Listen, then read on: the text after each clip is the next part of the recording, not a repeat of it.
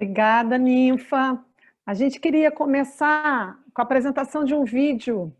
Quem vai estar aí no apoio, Ninfa, para passar o vídeo para a gente? Leon vai passar o vídeo da Tayana. Leon, por porque gentileza. Tayana Machado não pode estar conosco, não poderia estar conosco hoje, então ela gravou o vídeo antecipadamente. Hoje, nessa festa linda que é a Flist, ainda mais celebrando o nosso quintal da língua portuguesa.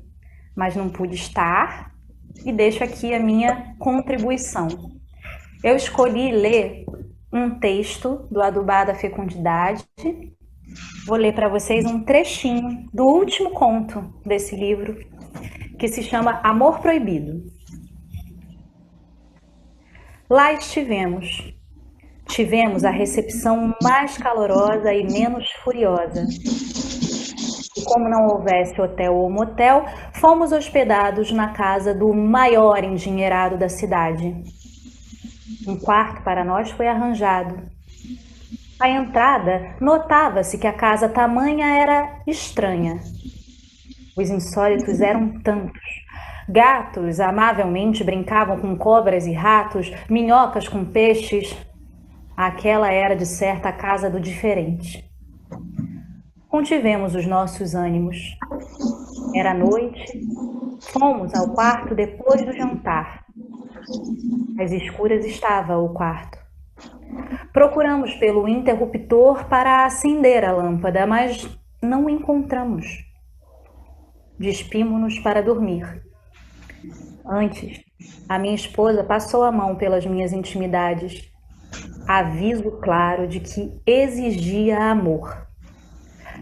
Passava já muito tempo sem que eu sentisse os seus úmidos segredos.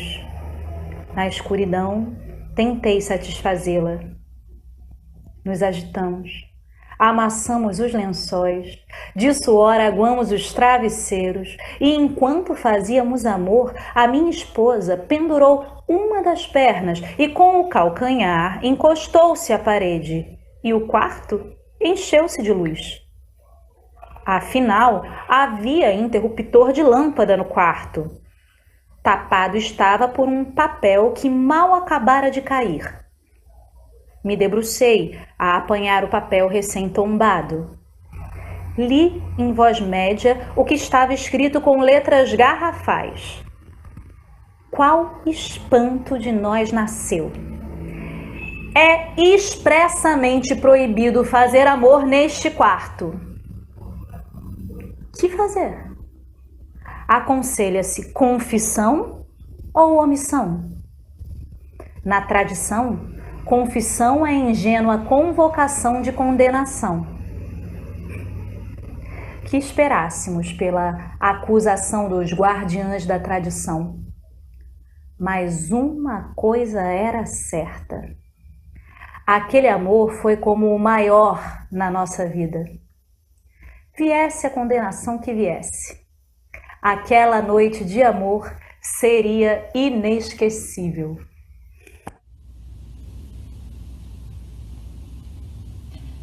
Gota pura, gota, gota pura, vindo pela veia do veio. Diamante, diamante duro, cortando o cristal pelo meio. Lágrima é uma sensação que escorrega. O mundo está seco de coisas, de transsensações. Assim, a lágrima presta-se a desressequir o mundo, porque o mundo está duro. O mundo está a pedinchar molhadezas que só amor tem num bolso. O mundo está ainda grande, tão pequenino já. Lágrima, afinal, é uma carinhosa correção do mundo. E tem pontos com a amizade. Porque sinônimo sincero de amizade é celebração. Assim mesmo, úmida. Bem úmida. Com um beijo eu acordei, outro beijo me dormiu. Depois todo o tempo se seguiu. todo tempo nos antecedeu. Ficou preso e solto por um fio, e esse fio era você e eu. Leva leve, pega e leva leve, raio da leveza do laser. Eu te firo e você me fere, como a luz nos fere com seu ser.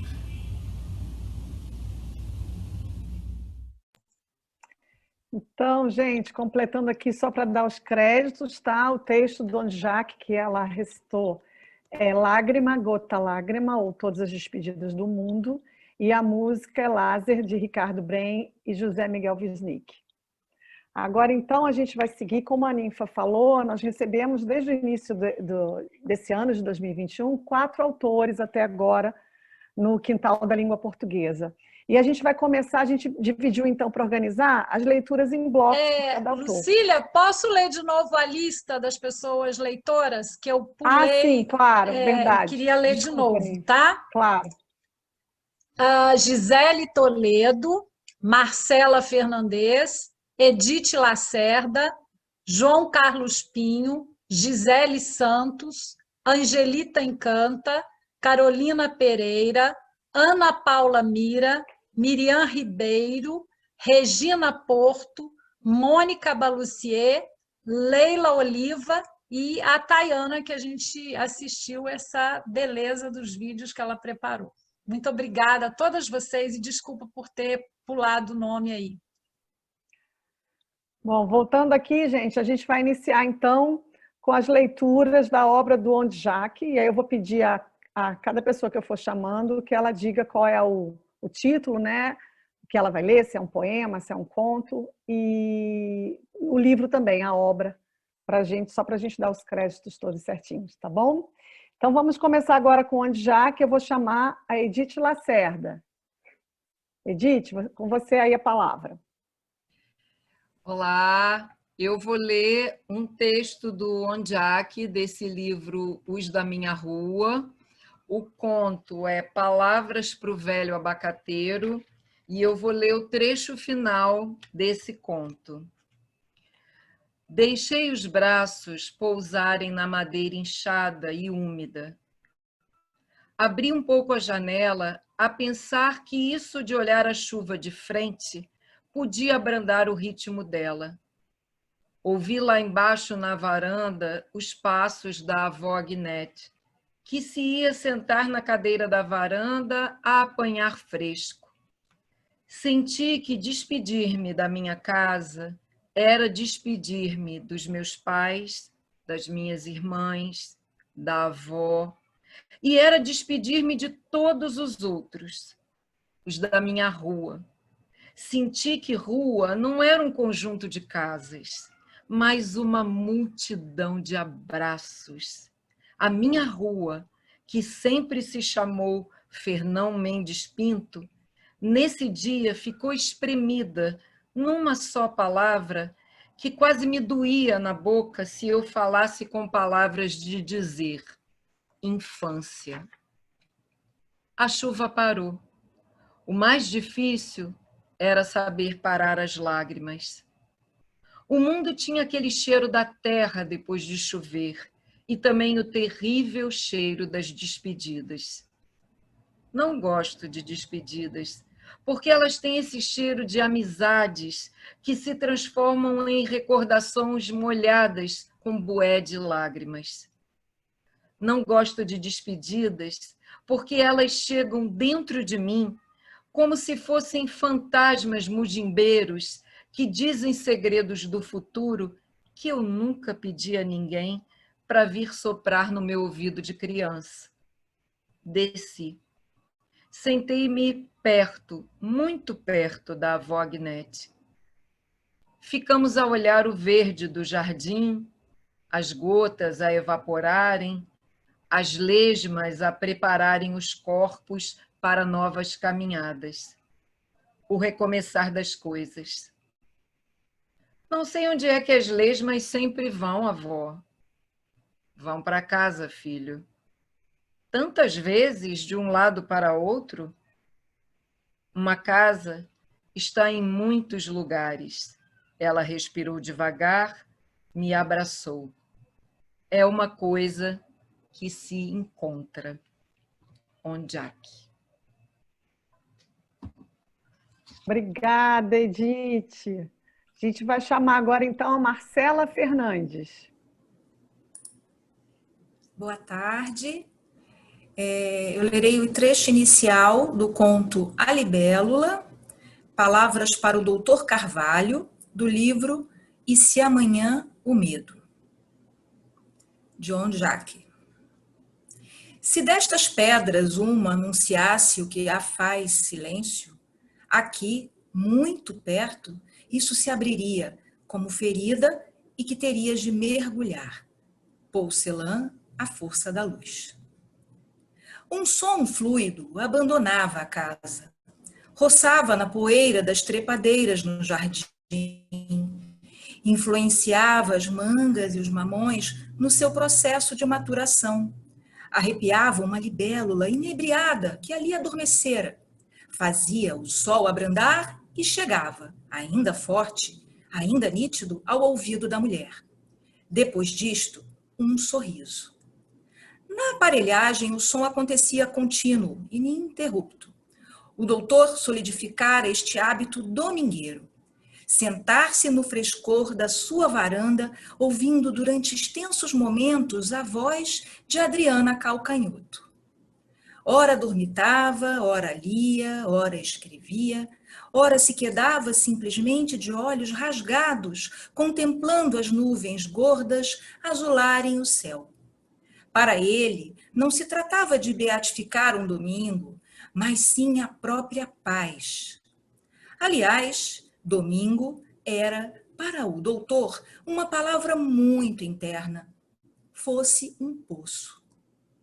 Pressentindo isto, que o doutor se apresentava em pleno estado de domingo, a mulher hesitou. Encostou a testa ao ferro do portão e quis acreditar no impossível, que não tinha sede. A testa latejava, os olhos se queriam, de fato, fechar, olvidar o mundo, cessar a prestação dos serviços visuais.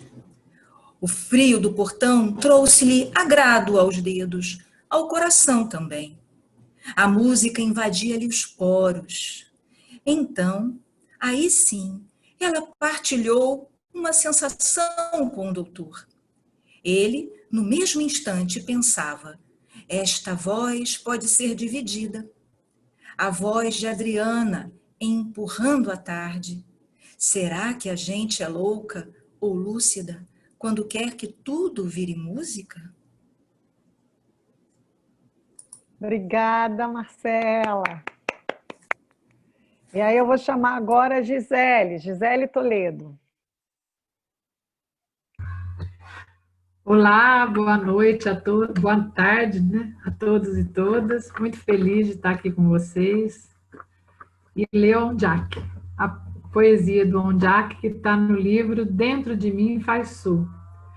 Eu vou ler 2 poemas, o primeiro da página 18. Que língua falam os pássaros de madrugada, que não a do amor? Escuto a madrugada, lento manancial de céus. Os pássaros são mais sabedores. O que cabe numa página é metade do odor de cada lágrima por recordar. Não se vê o sangue, não há vestígios de quem espera o nascimento de uma estrela oriunda do mar. O que cabe numa praia é o olhar daquele que senta 60 segundos olhando o mar. Não ficam anéis na areia, não ficam pegadas dos que foram os dedos sôfregos, esgravatando por paz. E a outra poesia, outro poema do Onjak, do mesmo livro, Dentro de Mim Faz Sul, da página 21. Quando for a minha vez de ir ao mar, devolvo-me da infância às andorinhas, às conchas e às marés. os búzios, as canas de pescas, as tardes e a nudez. Tragam a leveza que inaugurava a praia e a manhã, a mão que escondia o sol e acenava ao pássaro branco, a secreta ânsia de espreitar a tarde, a expressão de repouso no olhar. Onde há? Lindo. Muito obrigada. Muito obrigada, Gisele. Antes de eu passar a palavra para a Edna, que vai conduzir o próximo bloco, o próximo autor, alguém sugeriu aqui no chat que as pessoas que já leram até agora, por favor, colocassem a referência aqui no chat para quem está ouvindo o conto ou o poema que leu. Eu vi que você já colocou, Edith. Os outros, por favor. Jaque. Vão colocando todos, tá? À medida, depois que forem lendo, coloquem a referência bibliográfica o que vocês leram aqui no chat para quem está acompanhando, por favor. E Edna, com você agora, então, para dar continuidade aí. Então, boa tarde a todos. Muito feliz de estar aqui na Flisch, com o Quintal da Língua Portuguesa. Eu vou chamar os leitores do escritor português Afonso Cruz. Está baixinho, Edna, seu som está bem baixinho. Espera aí. Melhorou? Tá, então, estou feliz aqui, boa tarde a todos, está na Flisch, com o Quintal da Língua Portuguesa, e eu vou chamar os leitores do escritor português Afonso Cruz, morador do Alentejo. O primeiro, João Carlos Pinho. Por favor, João, oi. Olá, muito boa tarde a todos. Eu vou ler alguns pequenos capítulos do livro Vamos Comprar um Poeta, do Afonso Cruz, que é editado e publicado no Brasil pela editora Dublinense. Então, eu vou fazer a leitura. De que tamanho é o nome do capítulo? Achei muito estranho que acedessem à minha petição, a petição que irei relatar de seguida, sem qualquer inquérito por escrito. Não tenho números suficientes para descrever como me senti feliz com a decisão. Nesse dia, à noite, ao jantar, levantei-me e declarei: gostava de ter um poeta. Podemos comprar um? A mãe não disse nada. Limitou-se a levantar a louça. 4 pratos de sopa, 4 colheres de sopa e informar os comensais. Eu e o pai e o meu irmão de que a carne seria servida de seguida dentro de 30 segundos. O pai acabou de mastigar um bocado de pão, cerca de 13 gramas, moveu os maxilares 5 vezes e inquiriu: por que não um artista? A mãe disse: nem pensar, fazem muita porcaria. A senhora 5638,2 tem um e despende 3 a 4 horas por dia a limpar a sujidade que ele faz com as tintas naqueles objetos brancos. Telas. Isso. Muito bem, disse o pai. Compramos um poeta. De que tamanho? O próximo trecho chama Só para verem o meu poeta. Levei as minhas melhores amigas lá à casa para verem o meu poeta. A 76C levava uma saia patrocinada por uma célebre empresa de massagens. Tinha pintado as unhas das mãos de amarelo e o cabelo estava preso na nuca com 3 ganchos de plástico castanho. A S60 trajava calças de ganga, patrocínio de um resort oriental. Ao verem o poeta, pararam as duas, sussurraram qualquer coisa entre elas. A S60 apontou para a frase escrita na parede. Sujou a parede. Pensava que só os pintores eram assim. Assim como? Perguntou a 76C. Como os artistas, que sujam muito. Para que é que servem os artistas? Sim, para nada, são inutilistas. O que é que esse poeta faz? Poemas, respondi eu. Para que servem? Para muitas coisas. Há poemas que servem para ver o mar. Elas olharam para mim, os olhos muito arregalados. 2. Acordei muito mal disposta. Estava mesmo a sentir falta de uma metáfora, ou pelo menos de uma comparação. Sentada à mesa, imaginei que o poeta ainda estava conosco e me dizia: Sem metáforas, por exemplo, não é muito interessante falar. Eu posso dizer que uma janela é uma janela, mas isso já toda a gente sabe. Como a poesia, posso dizer que uma janela é um bocado de mar, ou uma cotovia voar. Mentiras, por vezes, são as únicas verdades. Tem de concordar, ó Vati, são mentiras. O meu poeta pôs um ar solene. Uma janela é uma janela, mas uma janela que é um pássaro a voar é uma realidade mais profunda. Para lá do vidro, algo que está para além da definição do dicionário.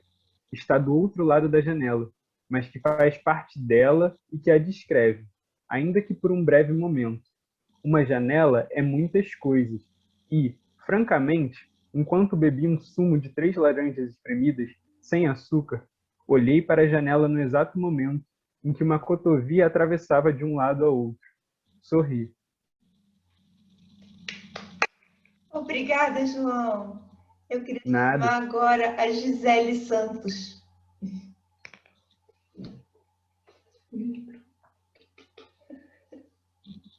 Microfone fechado, Gisele. Perdão, boa tarde a todos.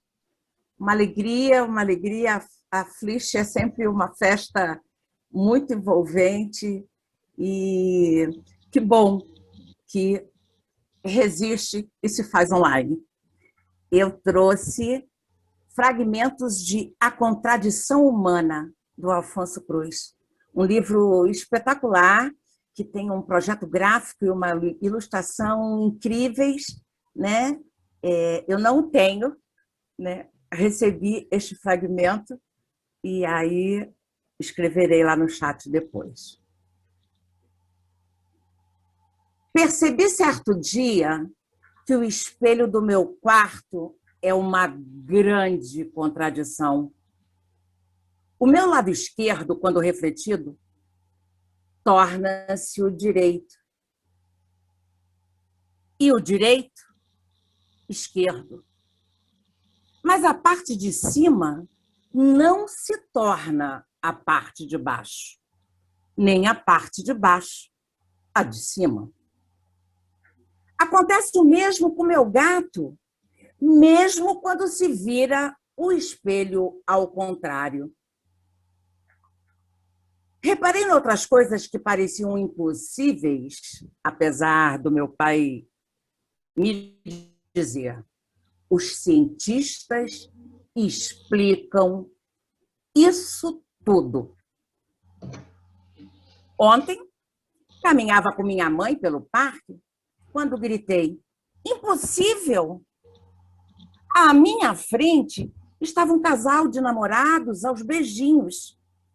Eram 2, mas só tinham uma sombra, de tão agarrados que eles estavam. Mais tarde, nessa mesma tarde, a senhora Agnese, amiga da família, disse-me assim: houve uma altura, ela e o filho projetavam uma sombra. Explicou-me que esse é um dos sintomas da gravidez. Depois de me deparar com essas coisas que desafiam a lógica de todo o universo conhecido, comecei a observar algo mais curioso ainda. Dentro das pessoas, e isso inclui os vizinhos, habitam as maiores contradições. Por exemplo, minha tia gosta muito de pássaros, mas os prende em gaiolas. É uma pena. O vizinho do 7º andar toca e canta e nunca desafina. Tem uns cabelos despenteados e uns dedos mais compridos do que aulas de matemática. Mas o que realmente me impressiona é que ele toca músicas tristes e isso deixa-o feliz.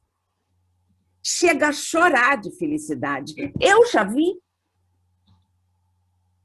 No prédio ao lado, vive uma senhora que sabe de tudo, tudo mesmo.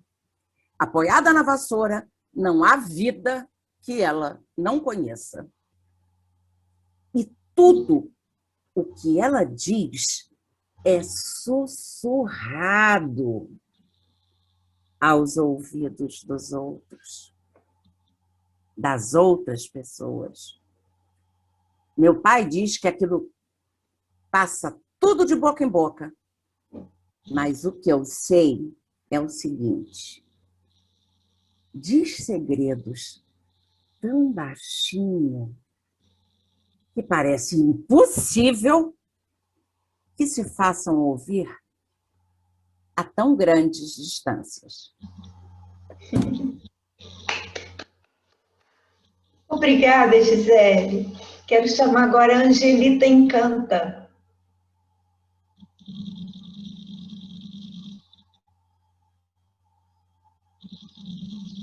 Abriu o microfone, Angelita. Eu não estou vendo. Agora que achei. Opa, desculpa. Eu pensei que tinha bem. Muito obrigada pelo convite. Boa tarde. Eu vou ler do Afonso Cruz, O Pintor Debaixo do Lava-Loiças, é da editora Peirópolis. Um pequeno trecho. Numa terça-feira, Soares cantava. Uma terça-feira, quando o senhor Costa e a dona Rosa chegaram da loja, Soares cantava. Virou-se quando os viu chegar e abraçou os dois enquanto rodopiava pela sala. Tinha uma fotografia na mão. Quando a dona Rosa lhe perguntou o que se passava, ele mostrou o retrato e exclamou: "Olhe o que eu encontrei no saco de fotografias que me trouxe o seu marido. É o retrato da minha mãe." Agarrou nos ombros do senhor Costa, dizendo que a sua mãe estava viva e não tinha sido morta no hospício. Estava ali o retrato dela. O senhor Costa disse para ele se acalmar e dona Rosa foi para a cozinha. "Trago-lhe um chá de camomila", disse ela. "Pode não ser a sua mãe", sugeriu o senhor Costa. "Os retratos, por vezes, enganam. E a nossa memória também." Soares abandonou a cabeça com um sorriso. Tinha a certeza absoluta. Por trás de cada fotografia havia um carimbo com a data. Soares leu 12/1/1940. "Ela está viva", repetia ele. "Lembra-se de tirar este retrato?" perguntou ele. Mas o senhor Costa não se lembrava. Tirava dezenas por dia e fazia-o desde os 12 anos. Se a sua mãe foi lá tirar um retrato, provavelmente teria sido para usar as fotografias num passaporte falso. Nem imagina a quantidade de fotografias que eu tirei a refugiados. Soares coçou a cabeça enquanto olhava para a fotografia. "Acho que estou melhor dos olhos." "Ótimo! Quem sabe se na casa de refugiados da Figueira da Foz", sugeriu o senhor Costa, "alguém nos poderá dar alguma informação sobre a sua mãe. Ou talvez ela esteja lá. Leve a fotografia, senhor Costa. Leve a fotografia."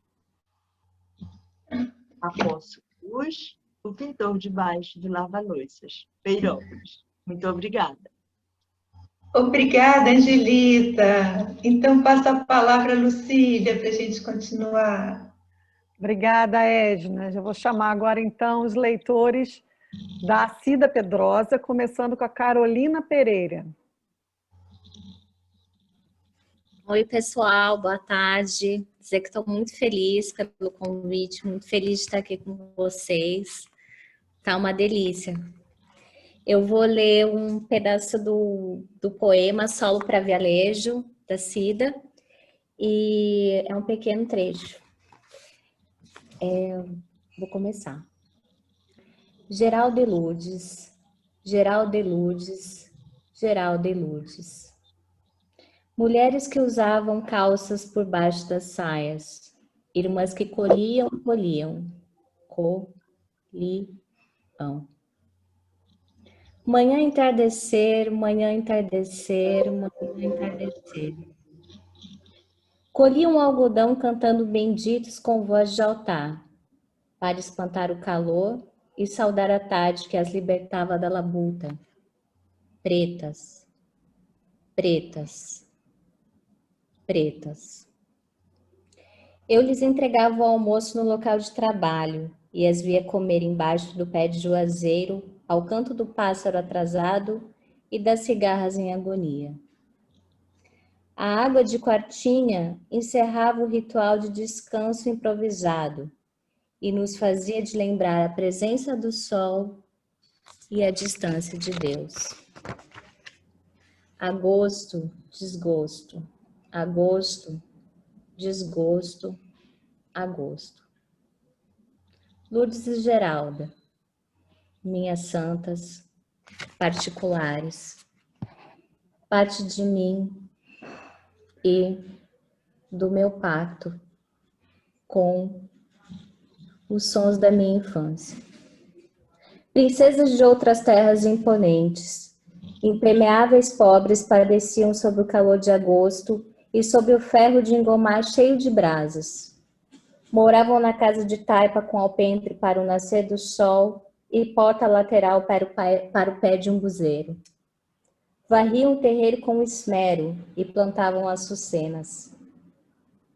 Faziam sequilho adoçado com rapadura, temperado com erva doce, cravo e canela.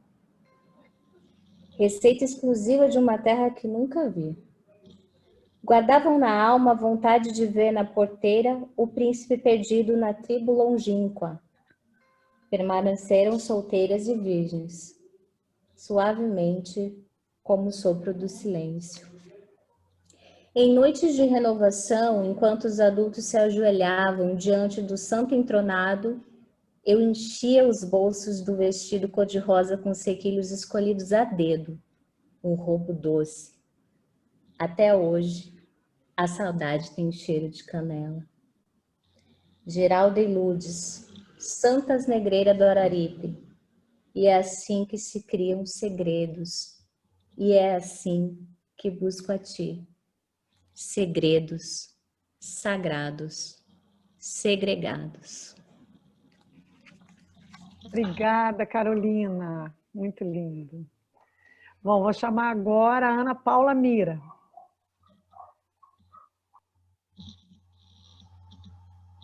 Boa tarde a todas presentes, né? Leitores e leitoras também, e ouvintes crianças que estão aqui. Fiquei feliz com o convite, viu, Edna, Ninfa, Lucília, e mais feliz ainda de poder ler Cida Pedrosa, né, nordestina, como eu, só que eu sou da Bahia, ela é de Pernambuco, Bodocó, e eu escolhi também para fazer leitura de Solo para Vialejo, principalmente porque Solo para Vialejo traz essa musicalidade inerente ao sertão e ao Nordeste, né? Nós somos banhados pelo esse cantar inclusive na fala. Então fiquei muito encantada. Solo Vialejo ganhou o Jabuti, né? E é da editora CEP. E o trecho que eu escolhi para fazer a leitura foi esse. Antônio Bill. Suas lágrimas eram gotas de barro a escorrer na face, mistura de cavalo e homem, suor e sol. Espinho e fulô fazia carreira na caatinga, pegando rezes, perdidas, perneiras, gibão, chapéu, peitoral, luvas, botas e bornal. Chamava o gado com um berrante, triste, como triste era a figura de Quixote, sem um Sancho para alertá-lo do perigo, entoava boios com a voz rascante e ressecada da poeira e das pedras pisadas pelo cavalo. Antônio Bill, Antônio Bill, Antônio Bill. Meu cavalo é minhas pernas, meu arreio é meu assento, meu capote é minha cama, meu perigo é meu sustento. O Guimarães sabia dos apoios das suas métricas, dos seus lamentos e da sua androginia diadorinizada nos corações de Riobaldos. Meu cavalo é o sustento, meu amor é meu arreio, meu amor é meu capote, minhas pernas é o meu amor. Meu amor é meu assento, meu amor é minha cama, meu amor é meu sustento. Meu segundo irmão mais velho aprendeu com Antônio Bill o ofício de vaqueiro e com seu bindó o ofício de aboio alto e belo. Brincava com berrante e bebia a brisa em cima de uma cela de onde aboiava para a menina pretendida. Morreu como veio ao mundo, nu,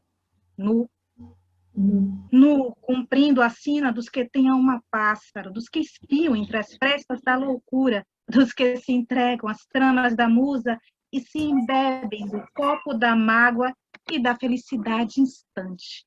Morreu nu, meu irmão negão. O irmão com quem aprendi poemas de Augusto dos Anjos e os murmúrios do vaqueiro. Bom vaqueiro nordestino morre sem deixar tostão. O seu nome é esquecido nas quebradas do sertão. Tengo, lego, tengo, lego, tengo, lego, tengo. O dedilhado de Edinaldo, cigano, cigano, cigano. Os dedos e as cordas de Edinaldo eram um só ser, velozes, vorazes, virtuosos, vagavam por terras mouras. E mamelucas encontravam a via flamejante do baião e do flamengo, do shot e do blues, sons de 2 violões de 6 cordas em apenas 2 mãos que também ritmavam no batuque ancestral. Partiu, partiu, partiu. Edinaldo partiu, Edinaldo partiu, Edinaldo partiu. Foi encontrar tua língua, foi encontrar tua língua. Foi fogo, pagou. Foi encontrar tua língua. Your language, tua língua, um bluesman do Araripe em terras brancas. Your language. Viajou, viajou, viajou e vestiu-se de azul. Gypsy jazz, gypsy jazz, gypsy jazz. Muito tempo depois, eu entendi. Viajou, viajou, viajou. Foi saber de Robert Johnson e de sua encruzilhada, de sua batida única, de negritudes múltiplas e de mãos passarinhas. Foi encontrar um homem que sumiu na noite tardia e voltou para marcar o mundo com sua flama flamejante, flutuante, a fluir o blues. Foi se embrenhar nos cabelos de Moody, foi se entrecruzar nas cordas de Moody, foi se molhar nas lágrimas Moody, foi se aninhar na voz de Moody. Foi entender da água lamancenta, das pedras que rolam do Zé Pilim, que ancorava no parque do Jiquiá. Foi levando no bolso as lembranças de cordas antigas. Partiu deixando a lenda de uma fantasia cigana. Muito obrigada, Ana Paula, obrigada. Quero chamar agora a Miriam Ribeiro. Olá, boa tarde, uma alegria, enorme. Eu vou ler uma poesia do Claranã, da Cida, ao mesmo tempo, é a força das palavras, né? Ele é pequeno no tamanho, mas é devastador no coração. Ter fé é ser cego e ver as coisas com os outros tons e é acreditar nos dons. Ser firme e se render é saber mais do que ler, é enfrentar o desafio, é se deixar por um fio aos pés do Deus Salvador. É doar-se com fervor, como o riacho ao rio.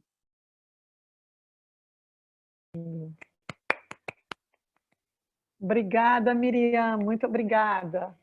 Edna, com você agora.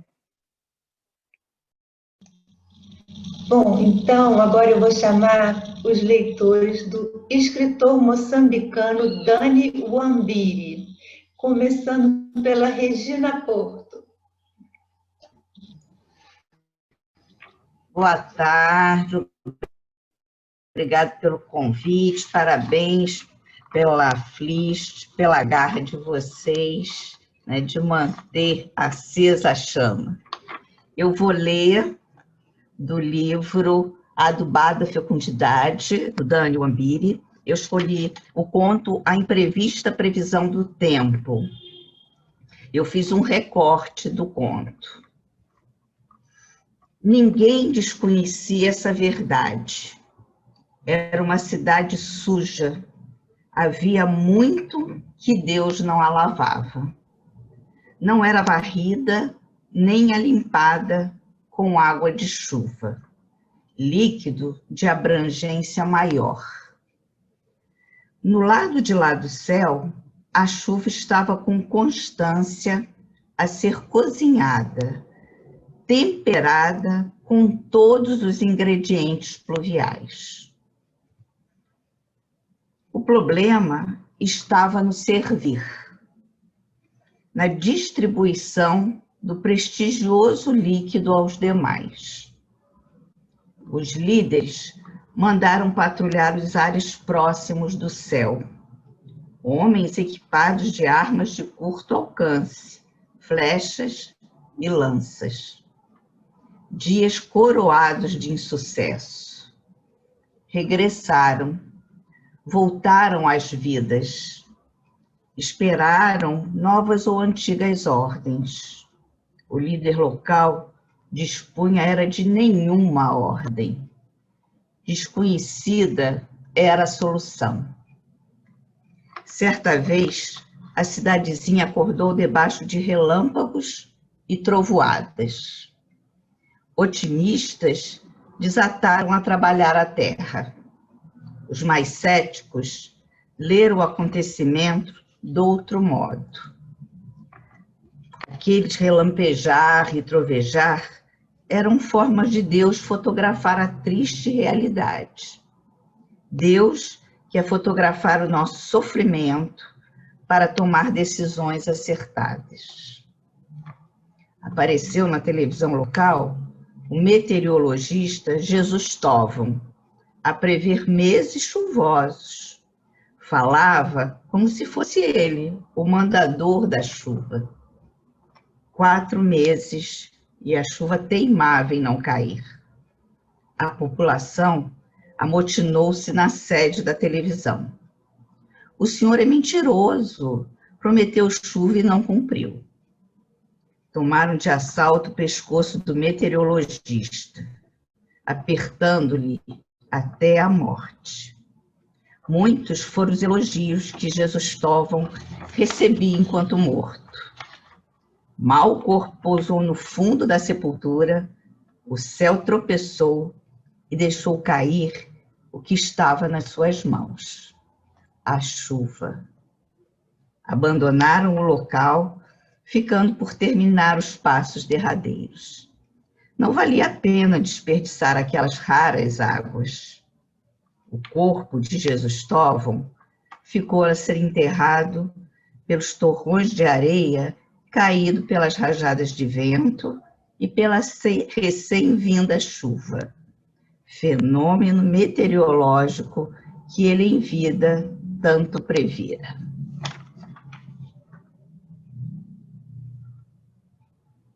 Um beijo para todos. Obrigada, Regina. Eu chamo então a Mônica Balucier. Oi, boa tarde a todas e todos. Muito obrigada pelo convite. É um prazer enorme ver o Quintal da Língua Portuguesa na Flish. Eu vou ler o trecho inicial do conto Adubada Fecundidade, do livro Adubada Fecundidade e Outros Contos, do Daniel Ambiri, da editora Malê. Olhar, olha-se sempre, mas ver é às vezes.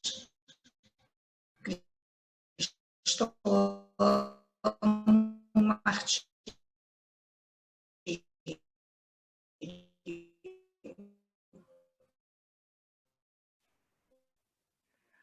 Mônica, está cortando, a gente não está te ouvindo. Travou também.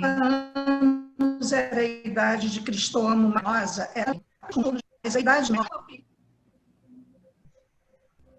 Melhorou? Sim. Oi, está me ouvindo? Agora a gente está te ouvindo. Você pode começar?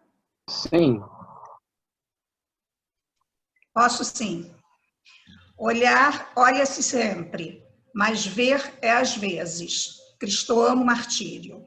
50 anos era a idade de Cristóvão Martírio.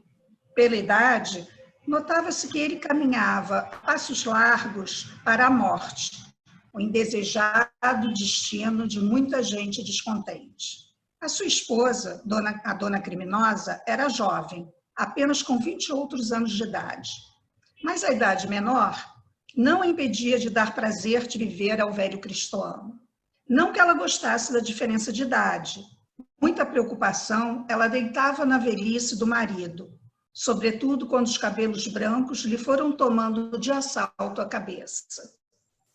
Mas foi o marido, vaidoso, que apresentou solução para a doença instalada no teto da sua cabeça. Que lhe pintasse os esbranquiçados cabelos com os negros pós úmidos. Dócil, a mulher foi se dedicando à pintura dos cabelos do marido, num vão esforço de corrigir a decisão de Deus. O casal, Cristóvão e Criminosa, não tinha filho. Essa realidade passou a ser a preocupação, quando muitos anos passaram, sem que o ventre de Criminosa hospedasse um sanguíneo inquilino. Está de novo. E desconhecia esse rosto. Melhorou? Mônica, está cortando de novo, a gente não te...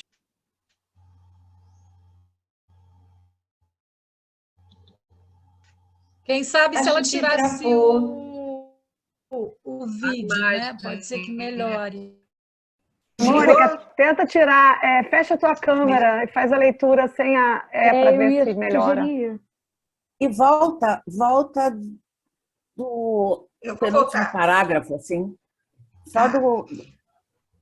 O casal Cristóvão e Criminosa não tinha filho. Essa realidade passou a ser preocupação. Quando muitos anos passaram, sem que o ventre de Criminosa hospedasse um sanguíneo inquilino. E desconhecia-se a razão dessa desnaturalidade. Talvez o ventre de Criminosa estivesse roto, cheio de furos de escape. Talvez o sêmen de Cristóvão fosse insípido, incapaz de deixar o ventre da mulher com óvulos na boca. Tradicionalmente, porém, havia uma explicação sempre que os casais do distrito não tivessem filhos. A culpa do infortúnio recaía nas mulheres, enquanto os homens se gabavam, garbosos, da masculinidade nunca débil.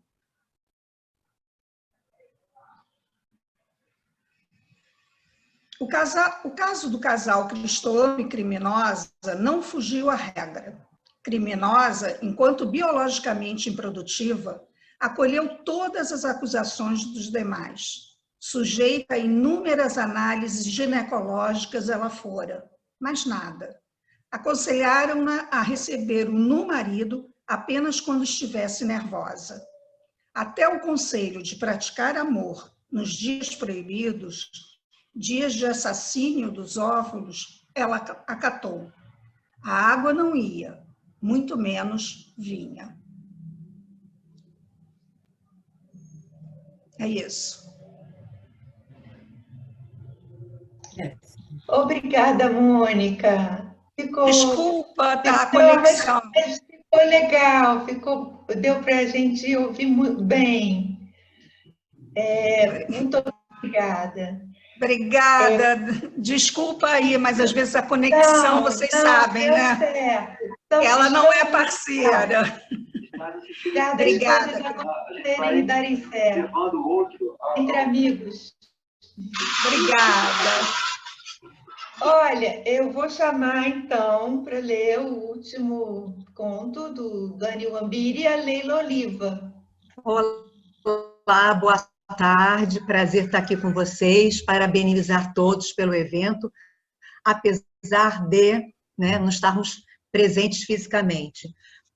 Assim como a Regina Porto, eu também vou fazer alguns recortes no conto do livro do Dani Wambiri, Adubada Fecundidade e Outros Contos.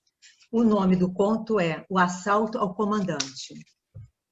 Era o tempo das matrículas, gente se alvoroçando em tudo quanto é escola desta nostálgica cidade. Muitos têm saudade dela, mas poucos a querem habitar. O comandante Boaventura Campestre saiu bastante cedo, às 2 da madrugada, para ser uma das primeiras pessoas da fila, a vencer automaticamente uma vaga das escassas existentes. Aqui, na verdade, as infraestruturas escolares são tão poucas que cabem apenas as moscas, por causa da sua pequenez e da capacidade de partilha espacial de que dispõe. Não se sabe de quem é o problema. Talvez seja das autoridades governamentais, como apregoa o meu avô.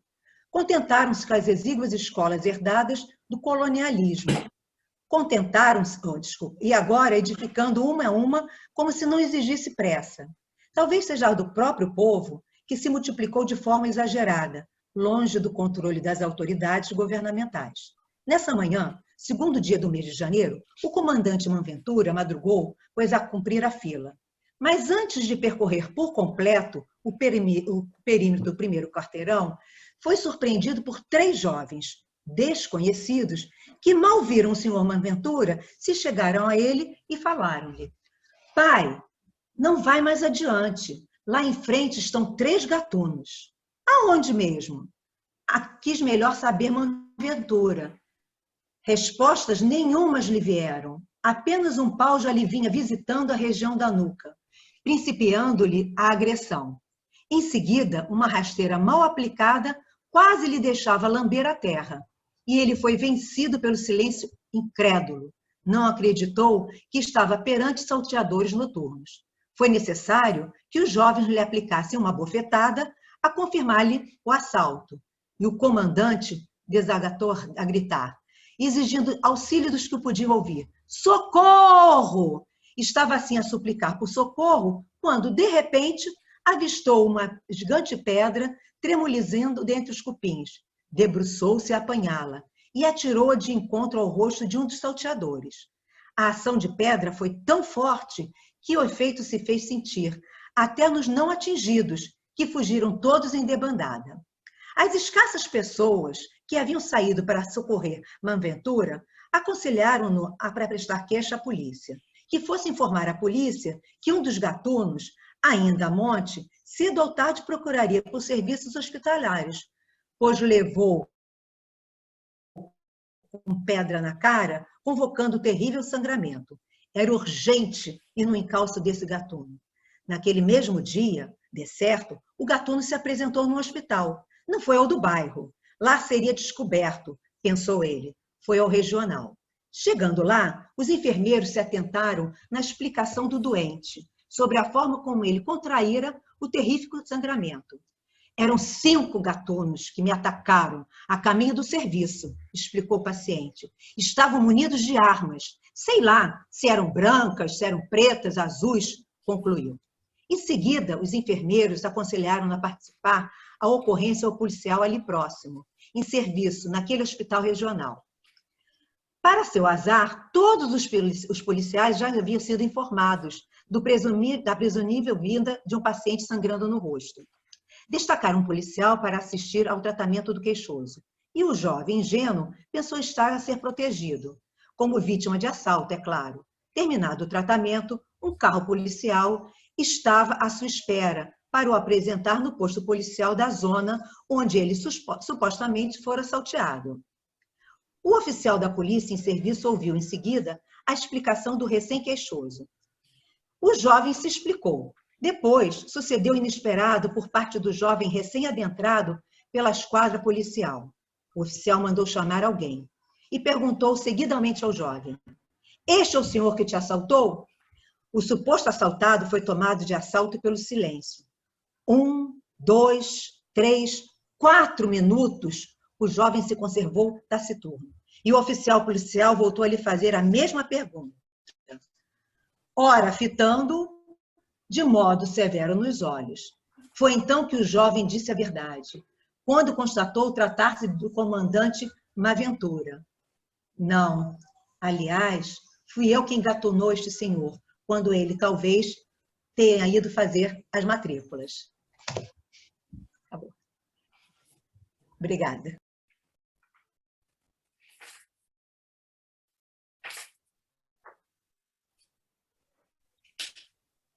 Muito bom, muito bom.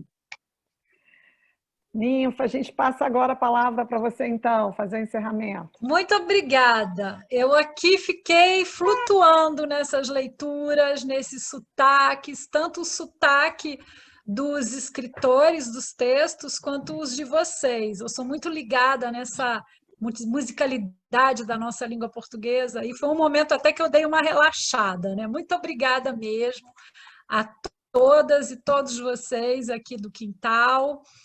E vamos já anunciar agora este momento da homenagem a Nélida Pinhon. Nélida já está aqui na sala